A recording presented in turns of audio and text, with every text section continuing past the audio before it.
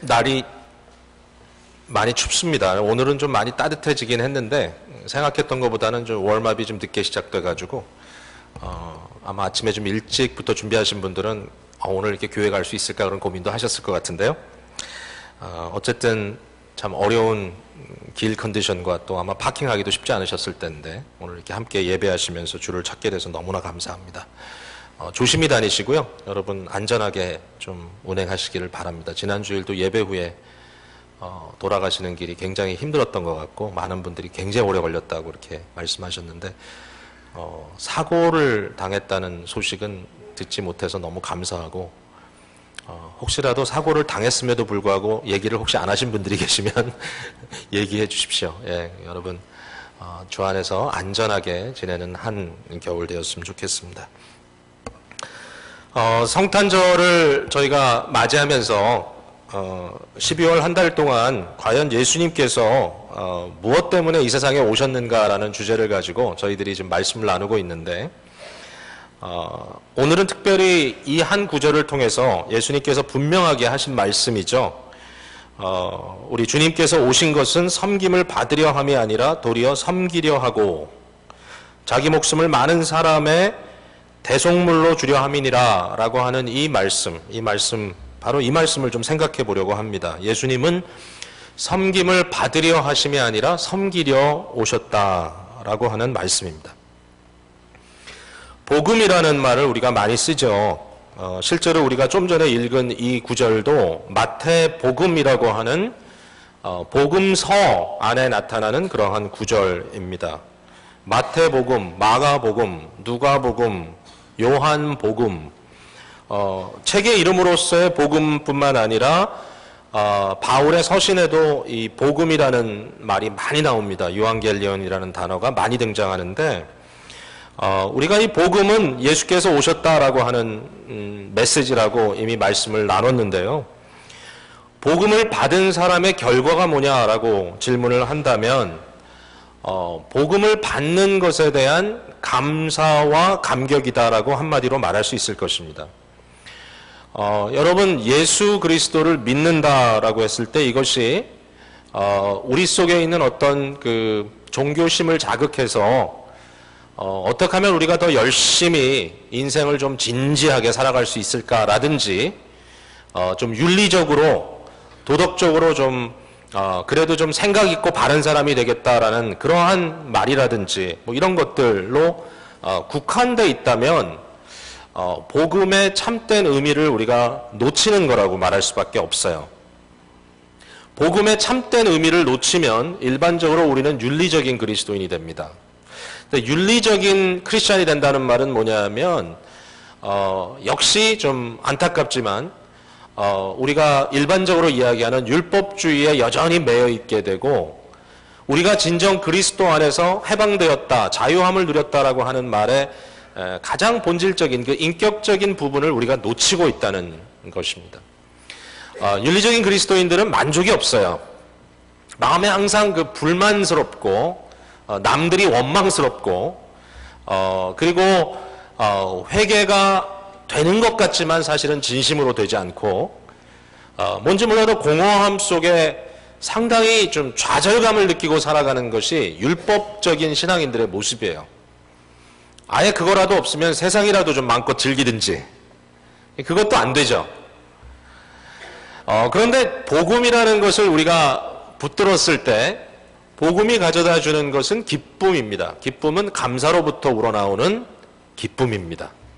왜냐하면 복음의 중심에 예수 그리스도를 만나기 때문입니다. 제가 오늘 여러분께 드리고 싶은 도전은 사실 이게 도전이라기보다는 좀 격려이고 또 여러분들이 신앙생활의 어떤 포커스를 올바로 좀 맞추면 좋겠다라고 하는 그런 그 말씀의 격려인데요. 무엇보다도 예수 그리스도를 말 그대로 인격적으로 우리가 만나지 않으면 사실은 복음의 어떤 그 기쁨이라고 하는 것을 우리가 만끽할 수 없다는 것이죠.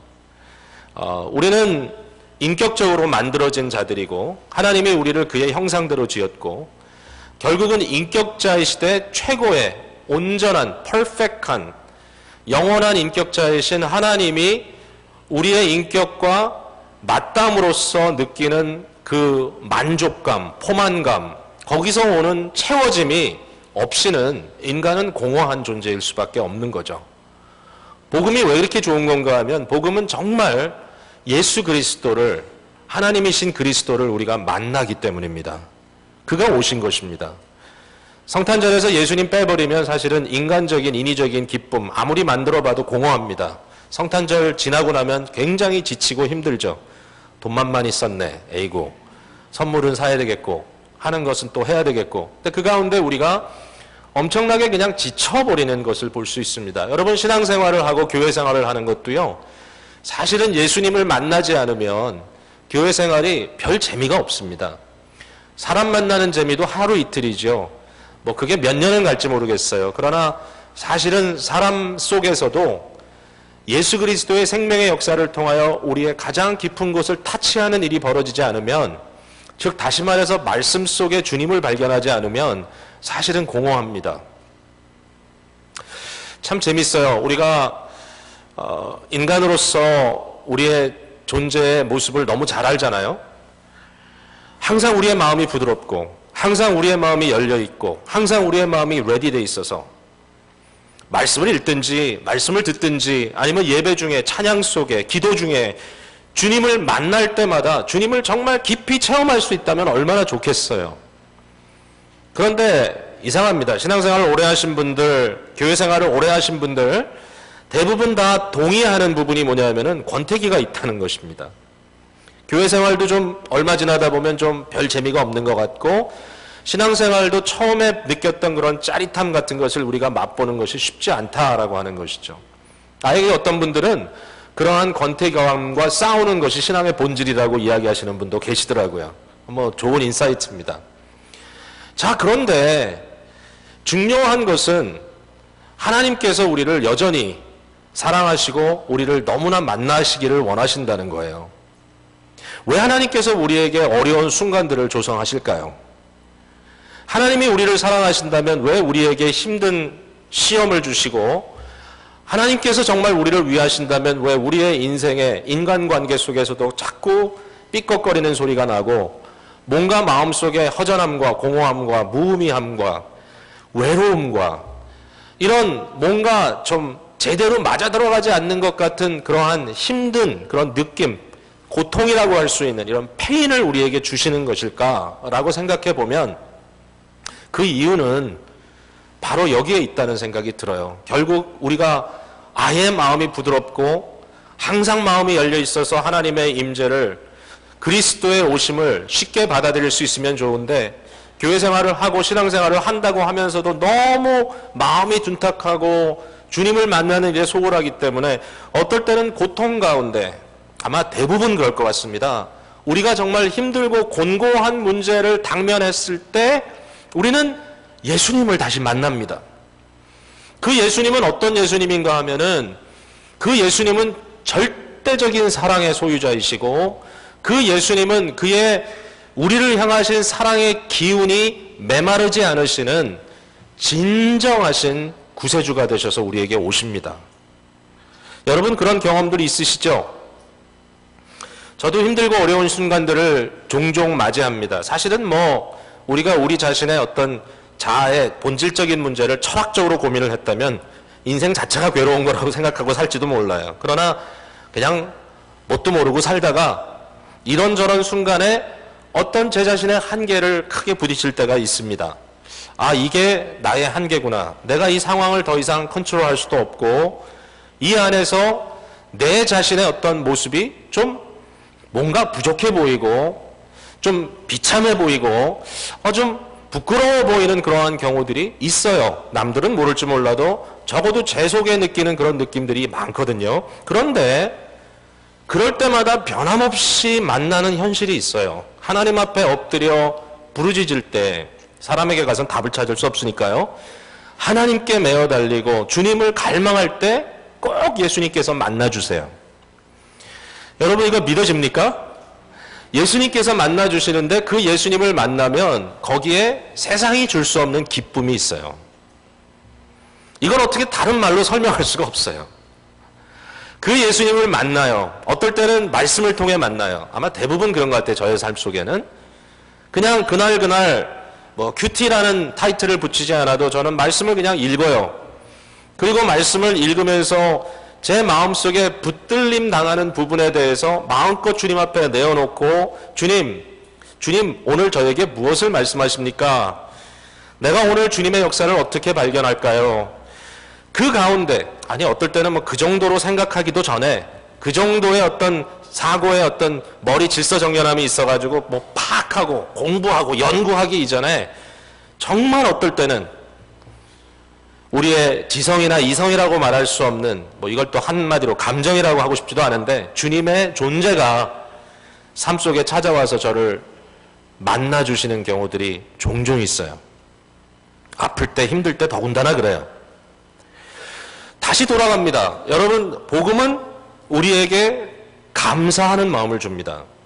근데 그 감사하는 마음은 세상의 어떤 것을 얻었기 때문에 얻는 감사가 아니고 내가 생각하는 문제가 해결됐기 때문에 갖는 감사가 아니라 훨씬 더 본질적인 감사입니다. 그 감사는 뭐냐면 예수님이 내 안에 역사하시는 감사입니다. 주님이 역사하는 겁니다. 주님을 만나는 겁니다. 주님의 은혜 속에 들어가는 겁니다. 이게 기쁨이요. 이게 바로 감사와 감격의 모습입니다. 제가 오늘 여러분들께 꼭 드리고 싶은 말씀은 그거예요. 여러분, 오늘 이 순간에 뭐 혹시라도 여러분들이 뭐 느낌으로 뭔가 내가 좀 뜨거움을 느꼈으면 좋겠다, 그렇게 갈망하실 수도 있을지 모르겠어요. 그러나 무엇이든지 간에 사실은 저와 여러분의 생각과 사고를 뛰어넘는 예수 그리스도의 어루만지심과 예수 그리스도의 자신을 나타내심이 성령과 말씀 속에 여러분의 삶 속에 임하는 시간 되기를 주님의 이름으로 축복합니다. 그렇게 되기를 바랍니다. 오늘 여러분 마음이 복음의 기쁨으로 채워지기를 원합니다. 자, 오늘 이 말씀을 우리가 들을 때에 인자가 온 것은 섬김을 받으려 함이 아니라 도리어 섬기려 하고 자기 목숨을 많은 사람의 대속물로 주려 함이라 했을 때 대부분 우리의 마음은 어떤 식으로 가냐면은 나도 예수님처럼 섬겨야 되겠다. 우리가 일반적으로 얘기하는 섬기는 지도자, servant leader에 대한 어떠한 그러한 아주 프랙티컬한 내가 어떻게 하면 더 잘 섬기는 사람이 될 수 있을까라는 고민 속으로 들어갑니다. 솔직한 여러분 앞에 고백은 이거예요. 리더에 대한 메시지를 전한다든지 좀 모범적인 성도의 모습에 대한 메시지를 전할 때마다 저는 굉장히 부담스럽습니다. 왜냐하면 나는 과연 어떻게 하고 있는가? 내가 과연 servant leader로서 정말 인정받을 만한 존재인가? 이런 고민들을 안 할 수가 없거든요. 어느 누가 나는 잘하고 있다고 큰 소리 칠 수 있겠어요? 사실은 부족하죠. 오늘 이 메시지를 통해서 저는 그 부분에 대해서 좀 자유함을 얻을 수 있었다고 생각이 됩니다. 말씀을 준비하면서 예수님께서 하신 말씀은 나는 너희를 섬기러 왔다. 너도 나를 섬기지 않겠니? 라고 하는 그러한 포뮬라가 아니었다는 것입니다. 오늘 본문의 핵심은 예수님을 우리의 모범, example로 보는 것이 아니에요. 예수님을 우리의 섬김의 모범으로 보라는 게 아니에요. 우리도 그런 사람이 돼야 되겠다라고 하는 메시지를 주시는 게 아니고요. 사실 오늘 본문의 핵심은, 복음서의 핵심은 그가 오셨다. 드디어 그가 왔다라는 것입니다. 그가 왔고 그가 해냈다는 것입니다. 그리고 그는 오셔서 우리를 섬겨주셨다는 것입니다. 지금도 그렇다는 것입니다. 예수님이 우리에게 내가 너희를 섬겼으니 너희도 나를 섬겨다오라고 말씀하시지 않고 항상 그렇게 우리가 말씀 속에 발견합니다. 그냥 예수님이 이렇게 말씀하십니다. 내가 너희를 섬겼다. 나는 섬기기 위해서 왔다. 섬김을 받으려 온 것이 아니다. 내가 너희들에게 원하는 것은 그냥 나의 제자가 되라. 나를 따르라. Come follow me.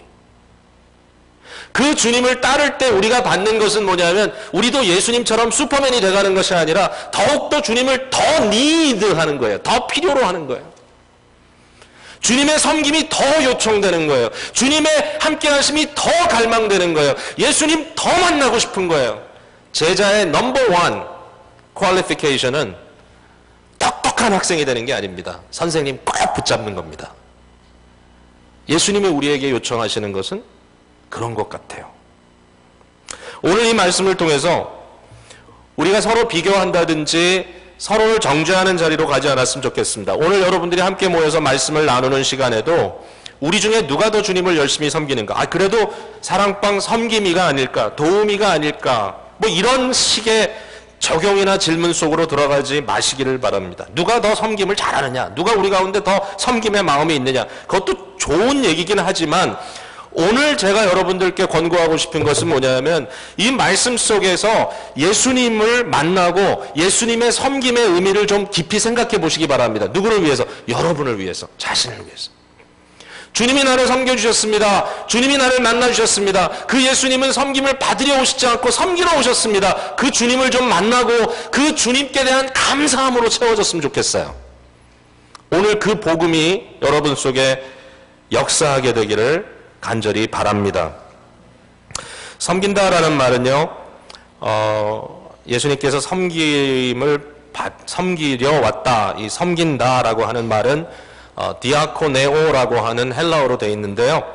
이 디아코네오라는 단어에서 또 연결되어 있는 단어들이 있습니다. 뭐 섬김, 이것을 이제 명사로 표현을 하자면 디아코니아라고 하는 말이 되고, 또 섬기는 자, 섬김이 이렇게 하면 디아코노스가 됩니다. 다 똑같은 말이죠. 디아코네오라는 동사에서 디아코니아, 디아코노스 이런 단어들을 우리가 같이 볼 수 있는데, 이 디아코노스라는 말을 초대교회에서는 이것을 고유명사로 사용하기 시작했습니다. 그래서 그 말이 집사라는 말로 우리에게 번역돼서 왔습니다. 디켄, 영어로는 디아코노스, 디켄 말이 비슷하죠? 집사라는 말인데요. 우리가 하나님 말씀 들여다보면 이 디아코노스, 집사라는 말은 사실은 모든 섬김의 기본입니다. 너무너무 귀중한 일이에요. 사실은 우리 모두가 다 디아코노스로 부르심을 받은 것이에요. 사도행전에 사도들이 구제 사역과 말씀 사역을 나누자, 이걸 다 할 수 없으니까 나누자라고 이야기했을 때 거기에 사용된 단어가 디아코노스예요. 구제 사역을 위하여 사용된 게 아니라 말씀 사역을 위하여. 사도들이 우리는 말씀의 디아코노스가 되겠다. 우리는 말씀의 집사, 맡은 자가 되겠다. 이런 뜻입니다.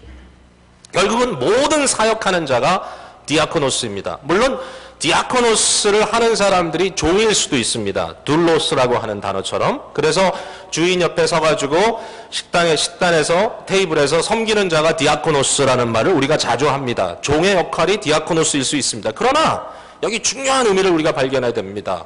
둘로스라고 하는 말은, 종이라고 하는 말은 신분을 의미합니다. 그 당시 시대에는 소위 말하는 이 노블맨, 나름대로 그 높은 지위에 있는 사람이 있고, 그 다음에 자유자들이 있었습니다. 자주자들이. 스스로 자기 권한대로 살 수 있는 사람들. 그러나 그 밑에는 종들이 있었습니다. 종들에겐 자유가 없습니다. 주인의 의지대로 종들은 따라야만 합니다. 그걸 둘로스라고 불렀는데요. 이것은 지위라고 말할 수 있겠죠. 그러나 디아코노스라고 하는 말은 지위를 말하는 말이 아니라 이것은 사역을 말하는 것입니다. 섬기는 사역. 영어 단어로 이야기하자면 ministry라고 하는 말이 아마 잘 어울릴 것 같습니다. ministry. 우리가 목사를 minister라고 부릅니다. 근데 사실은 목사라는 말을 좀 더 정확하게 번역을 하자면 minister가 아니라 pastor입니다. pastor. 목사, 목자.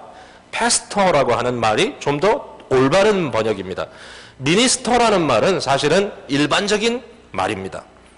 목사만이 미니스터가 아니고요. 사실은 사역하는 모든 사람들이 미니스터입니다. 일반 사회 속에서도요, 미니스터라는 말을 잘 씁니다. 예를 들자면 정부의 요직들을 미니스터라고 부릅니다. 국방부 장관, Minister of Defense.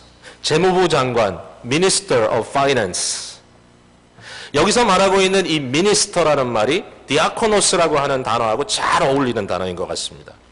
근데 이 미니스트리라는 말은 뭐냐면 바로 이런 말이에요. 미니스트리 하는 사람은 뭐냐면 그 어떠한 일을 하는데 그 일을 통해서 나를 채우는 것이 아니라 사람의 필요를 채워주는 입장에 있는 자라는 것입니다. 여러분, 누가 미니스터의 위치에서 더 이상 미니스터로서의 역할을 제대로 못하는 경우인가 하면은 자기 걸 먼저 채우는 겁니다. 내가 먹고 사는 문제를 먼저 채워야 되겠다. 그러면 미니스터가 될 수가 없습니다. 미니스터가 된다는 것은 뭐냐면 내가 상대의 필요를 채워야 된다고 하는 그 채움의 개념을 갖고 있어야 미니스터가 됩니다. 그게 바로 예수님의 말씀입니다. 예수님의 말씀은 뭐냐면 내가 온 것은 미니스터로 왔다. 내가 온 것은 디아코노스로 왔는데 내가 온 것은 나를 채우기 위해서 온 것이 아니라 너희를 채워주기 위해서 왔다라고 얘기하시는 겁니다. 섬김을 받으려 함이 아니라 섬기러 왔다. 그게 미니스터입니다. 여기에 우리 주님의 모습을 볼 수 있습니다. 진정한 온전한 미니스터이신 거죠. 주님은 이것을 사명으로 알고 오셨습니다. 아니, 그것이 주님이 오신 목적이셨습니다. 그래서 주님은 섬기러 오셨는데 그는 어느 정도까지 섬겼냐 하면은 자기 자신을 완전히 비워내기까지 섬겼습니다. 빌립보서 2장에 보면 그런 얘기가 나오죠. 우리 영광의 주님께서, 하나님과 동등하신 그분께서 자기 자신을 온전히 emptied out, 완전히 비워내고, 정말 우리가 차로 얘기를 하자면 정말 만탱크로 채워놨던 것이 100%라면 예수님께서 이 땅에 오실 때는 한 반쯤 채워서 오신 게 아니라 그의 모든 하늘의 부귀와 영화와 그 모든 존귀함을 완전히 벗어버리고 우리 주님께서 이 땅에 오셨다는 것이죠. 그리고 그는 죽기까지 복종하셨습니다. 끊임없이 자기 자신을 비워내셨다는 거죠. 결국 그가 대속물로 자기 자신을 주셔서 십자가에 죽으시기까지 복종하심으로 결국 그는 정말 국물 하나 남기지 않고 온전히 쏟아부어 주셨다고 하는 것입니다. 그게 예수님의 섬김입니다. 이게 놀랍습니다. 이게 우리와는 전혀 다른 모습입니다. 여러분, 인간은요, 채움받지 않고 내줄 수가 없습니다. 우리는 의존적 존재입니다. 우리는 절대적 존재일 수 없습니다. 우리는 반드시 의존해서 누군가에게 받아야만 줄 수 있습니다. 우리는 은혜를 받아야 은혜를 나눌 수 있습니다. 우리는 유통을 할 수 있을지 몰라도 은혜의 근원이 될 수는 없습니다. 지난주에도 어떤 형제를 만났어요. 그 만남 속에 그동안에 여러 가지 이제 힘들었던 일들, 가정의 상황을 얘기하면서 뭐 제가 좀 자세한 얘기는 드릴 수 없지만 한마디로 이런 거예요. 이젠 너무 지쳤다. 그러니까 그 상황에서 자기가 계속 끊임없이 가정의 어떤 일원으로서 자기의 역할을 다 해야 된다고 생각해요. 오늘까지 너무 열심히 해왔는데 이제는 너무 지쳤다. 이제는 너무 힘들다. 이제 이런 이야기를 하면서 어떤 삶의 상황 속에 좀 변화가 생긴 것에 대해서 그러면서도 굉장히 마음의 죄책감을 가지고 고민하는 문제를 보게 됐어요. 근데 사실 그건 남의 얘기가 아니에요. 저의 얘기기도 해요. 아마 이 자리에 계신 많은 분들의 얘기일 겁니다. 여러분들도 부모도 모셔봤고요. 그죠? 또 여러분들도 가정 안에서 어렵고 힘든 좀 챌린징한 자녀도 키워봤을 겁니다. 그런 경우도 있죠. 또 신앙생활 안에서, 교회생활 안에서 또 리더로 섬기는 분들 중에는 정말 섬기기 까칠한 아주 교인을 섬겨도 봤을 것입니다. 힘들어요. 피곤해요. 이거 뭐 생각을 하면 할수록, 마음을 인베스트하면 할수록 받을 상처가 너무 커요. 다 경험해봤을 겁니다. 그죠? 이제 그러한 가운데 우리가 갖고 있는 결론은 뭐냐면 어느 순간에 딱 이렇게 얘기하죠. 이젠 좀 나도 살고 보자. 이 얘기가 나옵니다. 입에서. 이젠 좀 내가 살아야 되겠다. 나도 좀 살아야 되지 않겠니? 그런 경우가 저한테도 종종 생겨요. 마음속에. 이제는 좀 내가 먼저 좀 살아야 되겠다. 내가 먼저 좀 쉬어야 되겠다. 내가 먼저 좀 얻어먹어야 되겠다. 내가 내 문제부터 좀 해결해야 되겠다. 이러한 상황이 종종 옵니다, 여러분. 근데 그게 지극히 정상적인 거죠. 인간이기 때문에. 우리는 한계 속에 와 있기 때문에 끊임없이 그 문제에 도달합니다. 이제는 내가 좀 얻어먹어야 되겠다. 내가 좀 받아야 되겠다. 이런 생각을 하는데 우리 주님께서 우리를 사명을 가지고 오셔서 섬겨주실 때 우리가 절대로 들을 걱정을 안 해도 되는 게 뭐냐면 어느 순간에도 우리 주님께서는 우리에게 내가 먼저 좀 살아야 되겠다. 이 얘기 절대로 안 하신단 말이에요. 어떠한 상황이라도 주님께서는 자기 자신을 끊임없이 쏟아부어 주신단 말이죠. 이런 면에서 우리가 주님을 이용해 먹을 수가 없어요.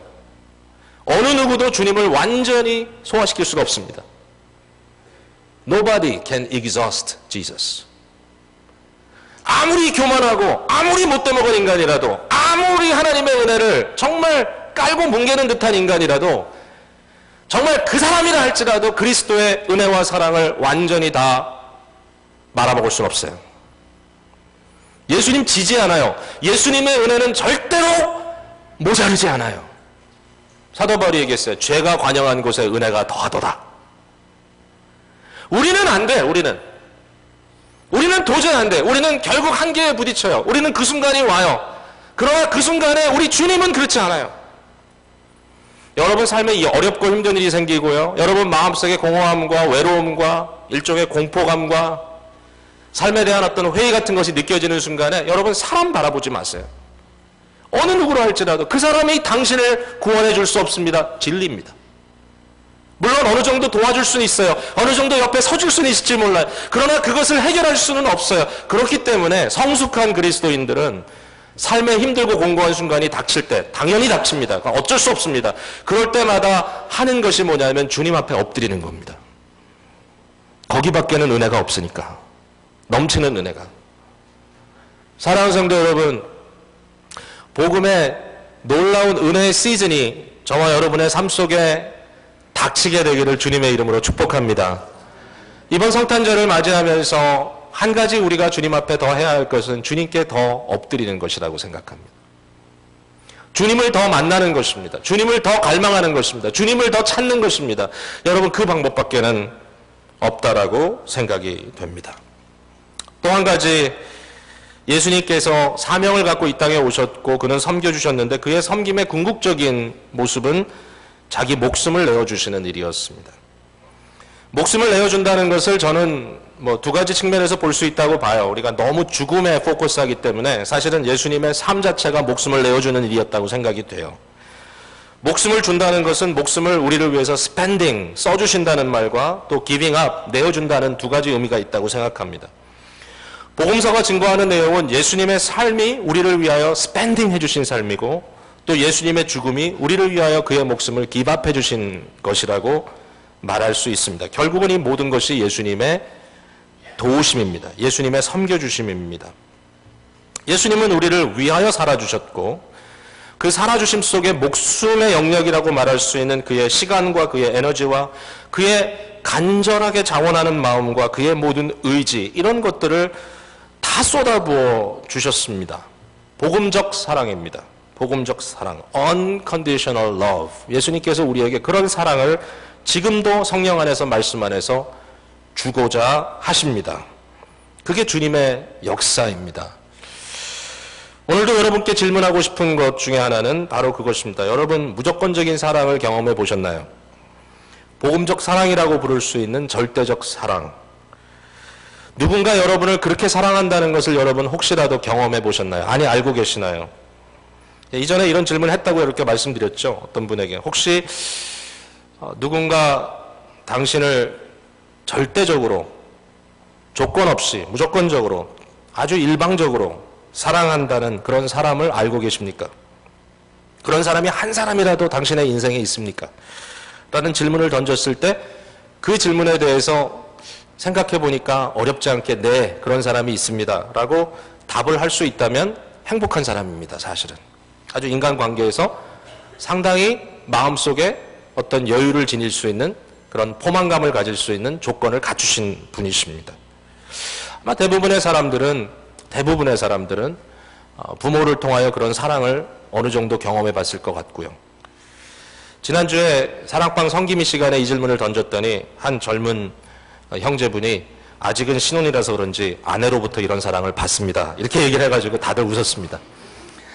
신혼이 아니면 이제 안 되나 보죠, 그게. 시간이 지나면. 어쨌든 누군가를 통해서 내 어떤 컨디션 때문이 아니라, 내가 잘해주기 때문이 아니라, 내가 괜찮은 사람이기 때문이 아니라, 정말 내가 허접하고 아무것도 없을 때라도, 내가 정말 거지가 되더라도 그 사람만은 나는 사랑할 거다.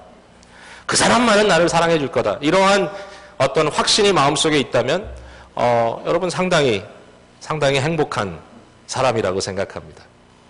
그런데 무엇보다도 복음 안에 우리는 절대적인 그런 분을 만납니다.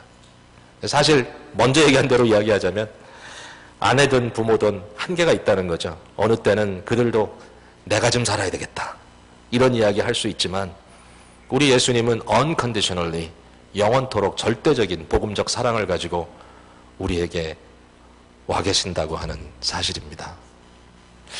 근데 그 주님께서 우리를 위하여 목숨을 기밥해 주셨습니다. 죽어주셨다는 거죠. 여러분 다 아시지만 이 죽음은 대속의 죽음입니다. 예수님께서 십자가에 달려 저주받은 자로서 돌아가신 이유는 우리가 죄와 허물로 죽을 수밖에 없고 저주받을 수 없는 우리를 대신해서 달려 돌아가셨습니다. 예수님의 죽음은 우리에게 죽음의 공포로부터, 죽음의 절망으로부터 우리를 레스큐 해내신 죽음이셨습니다. 예수님은 죽음에 대하여 우리보다 앞서가셨고 그는 부활로 앞서가셨고 예수님은 우리 앞길에 영원한 생명의 길을 놔주신 것입니다. 길을 뚫어놓지 않으면 그 길 가는 거 불가능합니다. 예수님이 저와 여러분을 위해 죽어주셨다는 사실이 얼마나 귀한 일인지 여러분 아시죠? 저는 언젠가 저의 생명이 다할 날이 있다고 생각하며 삽니다. 모두가 다 그렇겠죠. 이런 생각도 해봐요. 나의 마지막 순간에 내 곁을 지켜줄 자가 누구일까? 사랑이 깊이 오래 늙어가시는 부부는 이런 이야기를 가끔 한답니다. 내가 먼저 죽을래. 왜? 내가 먼저 죽어야 당신이 내 자리를 지켜주지. 내 옆자리를. 굉장히 셀피시한 생각입니다. 그러면서 먼저 죽겠다 그런답니다. 사랑이 깊은 사람들은 오래 살아야 됩니다. 옆에 지켜줘야 되니까. 누가 내 곁을 지켜줄까? 내가 가는 그 마지막 순간에 누가 내 곁을 지켜줄까? 그 지켜주는 그 순간에 제 마음속에 고마움이 있을 것 같아요. 누군가 내 곁을 지켜준다면. 고맙다. 마지막 가는 나의 길, 누군가 내 몸을 닦아주고 내 입을 축여주고 내 귀에 좋은 소리를 들려주고 고맙다. 그럼에도 불구하고 그 사람이 나와 함께 죽음이라고 하는 실존적인 가장 두렵고 힘든 터널을 함께 가줄 수는 없는 거잖아요. 그 순간에. 그러나 거기 예수님은 계십니다.